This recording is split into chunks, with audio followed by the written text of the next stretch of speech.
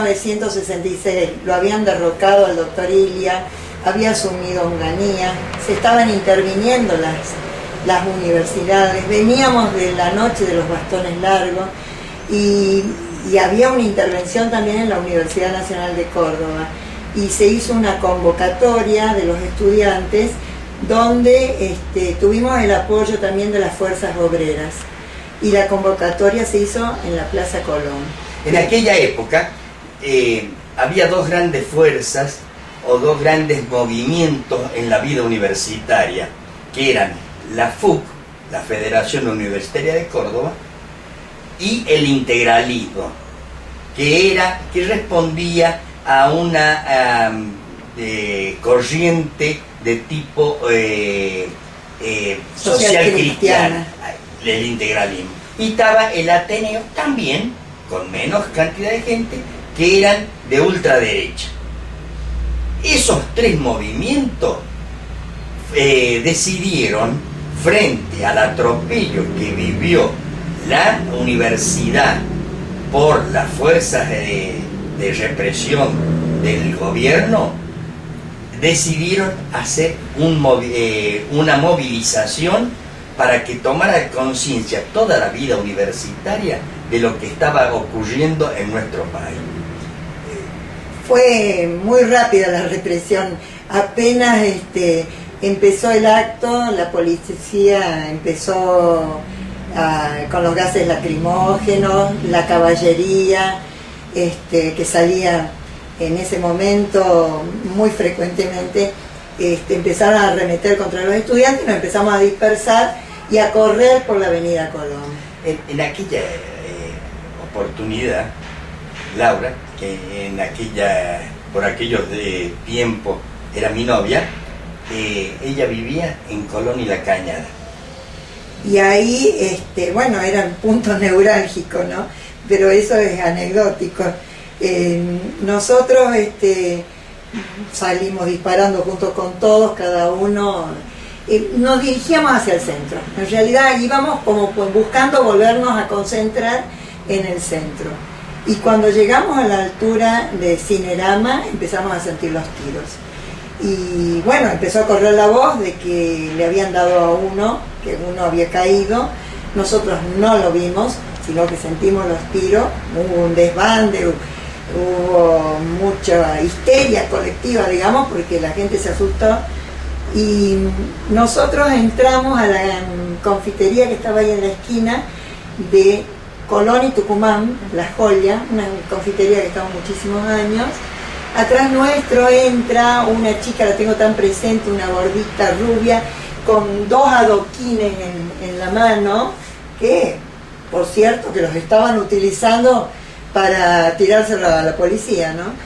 Y nosotros hicimos el esfuerzo, así le tironeamos los adoquines y los tiramos adentro de uno de los baños, y la sentamos a una mesa, nos acomodamos, los mozos un poco nos hicieron el juego y nos trajeron un cafecito, y en eso entra la policía. Yo no tengo presente si era el ejército, la policía o la gendarmería, porque lo que recuerdo que eran unos hombres de uniforme, con casco, con muchas armas en la mano, entran a la confitería, hacen una doble fila y nos hacen pasar de a uno a los que estábamos adentro, palpándonos de armas, y nos hacen caminar hacia Tucumán, y nosotros dimos la vuelta por 9 de julio para volver a mi casa. Fue un momento muy tensionante. Al día siguiente, por cierto, ya supimos que era Santiago Pampillón el que había caído, que entre paréntesis era un alumno brillante de ingeniería aeronáutica, tenía una beca para Estados Unidos que la iba a hacer al poco tiempo, trabajaba en Renault, en ICA Renault en ese momento, y bueno, era del movimiento integralista, y le tocó a él como nos podría haber tocado a cualquiera de nosotros, ¿no? Santiago Pampillón, a partir de ese momento, fue como un ícono para los estudiantes, porque fue la primera víctima, digamos, en ese periodo, la primera víctima de la represión.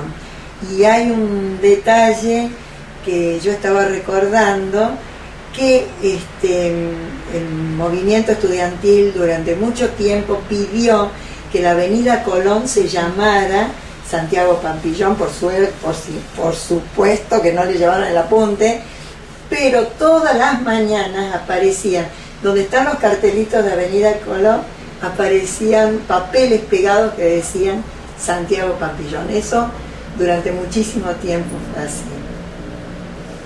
¿A ustedes habían vivido y sido perjudicados por la expulsión de profesores o alguna cuestión que hubiera afectado la represión dentro de la propia universidad o sus carreras? En la universidad se vivió muy intensamente ese periodo, porque hubo no solamente expulsión de profesores que no comulgaban ideológicamente con el pensamiento histórico que se vivía en ese momento, sino que también los estudiantes iban siendo integrados en listas que aparecían para ser reprimidos después. Fue terrible. Sobre todo los que tenían actuación política dentro de sobre todo los que tenían no solamente actuación política en partidos que no comulgaban con la ideología del movimiento, del grupo político, sino también con los que no participaban de la comunión estudiantil. Así que fue terrible, fue un momento muy difícil que vivió la universidad. Momentos que se vivían muy rápido. Cada vez que había una asamblea, había gente infiltrada que iba a escuchar qué es lo que decía cada orador, ya sea que se tratara del integralismo o de la Federación Universitaria o del Ateneo. Siempre teníamos gente infiltrada para ir a llevar a estos señores la noticia en el acto. Y nos sabíamos esconder en aquella época, cada vez que hacíamos lo de derecho, cada vez que nos juntábamos y hacíamos algo y venía la policía, teníamos nuestro lugar de escondite, que era el Bar Perú, que estaba en Independencia y Casero. Ahí los dueños del Bar Perú nos alojaban, o sea, nos abrían la puerta, nos metían adentro, y cerraban la puerta, hasta que pasara todo el mal movimiento, ¿no? Otra de las cosas que por aquella época yo me estoy recordando, fue una vez una participación que tuve. Habían detenido muchos estudiantes y estaban todos alojados en el Cabildo, en lo que antes era la policía, la central de policía estaba ahí, y estaban todos en el patio de lo que es el Cabildo. Habían detenido en el hospital de clínica, sí, a muchos estudiantes, y entre esos estaba una muy amiga mía. Yo lo hablo a Carlos para decirle que estaba detenida ella, y ahí él... Me voy al Cabildo. Como la gente de la policía me conocía porque yo tenía el cargo de secretario de tribuna de distrito penal en esa época, entonces me dejan entrar, no me hacen ningún problema. Entonces yo empiezo a buscarla, a esta chica, hasta que la encuentro. Entonces cuando la encontré, le digo, vos agarrame del brazo y vamos ya, callada la boca, no te vamos, ni chiste. Entonces, dicho y hecho, salgo yo muy del brazo de ella. Los policías que me conocían, ¿cómo le va, doctor? Pase, doctor, ¿verdad? Y salimos y de esa forma logré desplazar de todos que estaban allí. No era en el Cordobazo. No me acuerdo. No, era en el año 60. No me acuerdo si fue en el 60 o en el 70 y algo, no me acuerdo, no me acuerdo si. Pero fue una anécdota también linda esa, y la saqué del Cabildo a la chica. Y después de la movilización, en donde se asustaron tanto con los tiros, ¿era la primera vez que iban a una movilización? No era la primera vez, era la primera vez que hubo tiros. Ajá.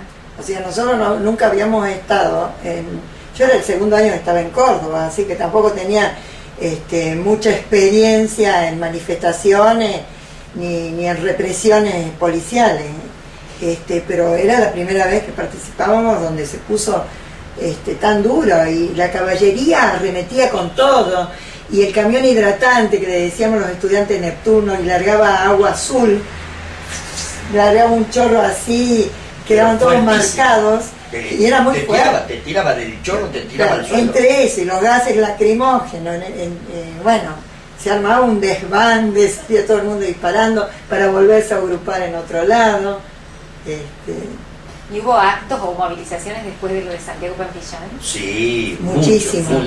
Santiago Pampillón fue marcó el trampolín de todo después un acontecimiento que vive, ¿cómo se llama? Y que Córdoba se constituye en centro neurálgico de toda la vida universitaria. Lo toman como bastión a Córdoba.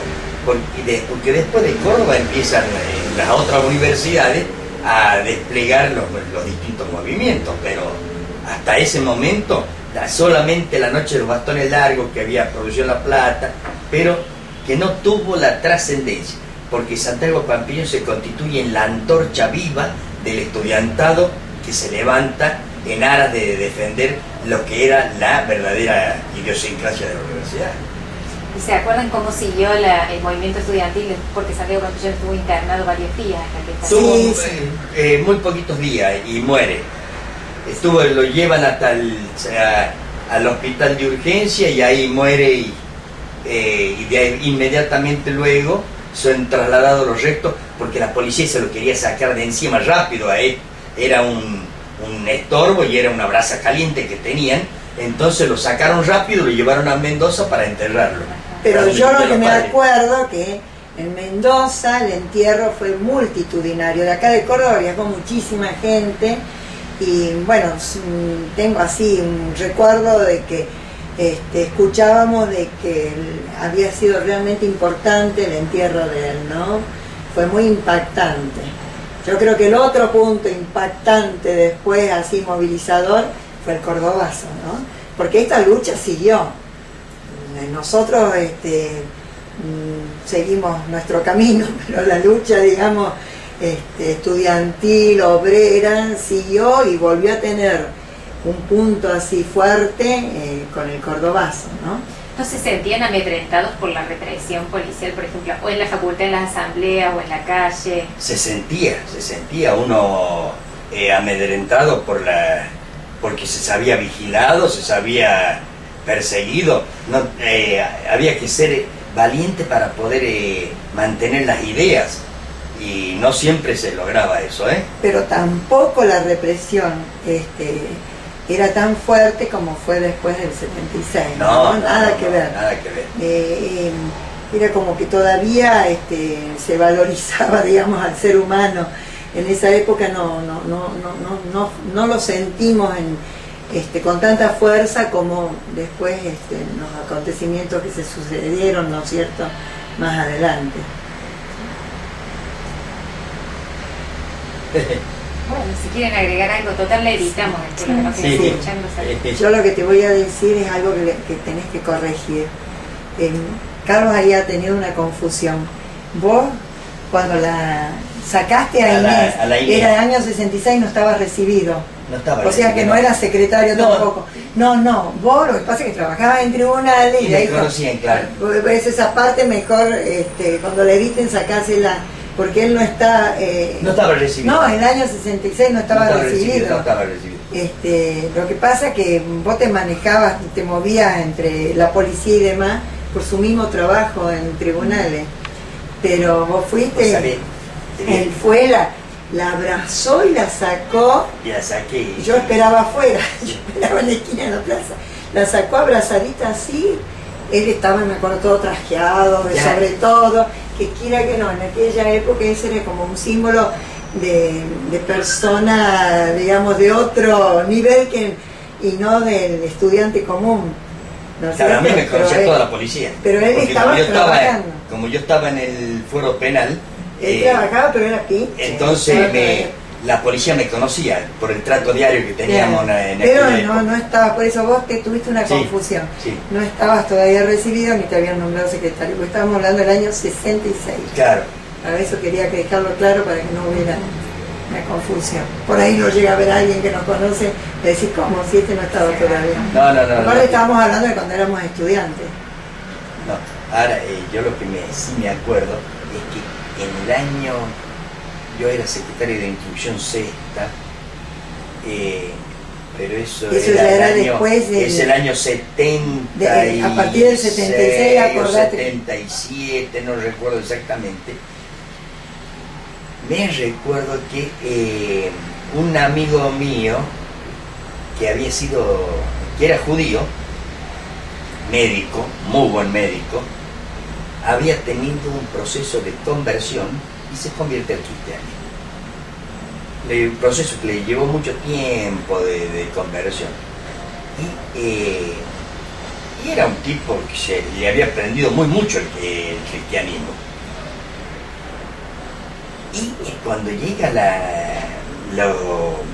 los de el grupo represor del año 76, recuerdo de que no concebían de que este señor se haya podido convertir. Y lo agarran y lo detienen. Y lo llevaron a la central de policía que funcionaba el D2. Y allí yo creo que he sido de los pocos amigos que tenía él, que lo fue a visitar allí estando detenido. Y que la policía me permitía entrar porque no sabían de mi relación.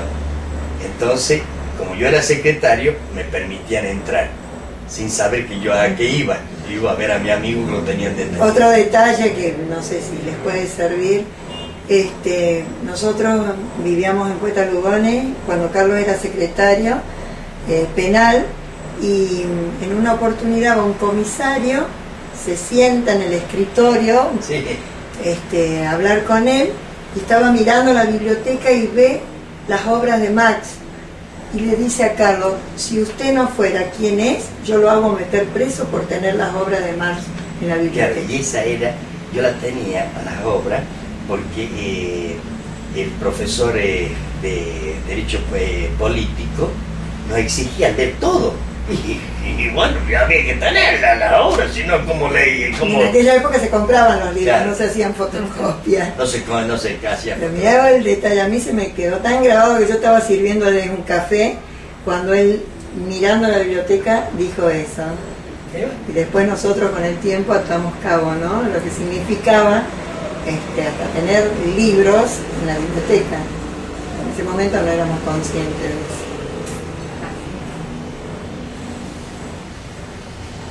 No sé si hay algo más que...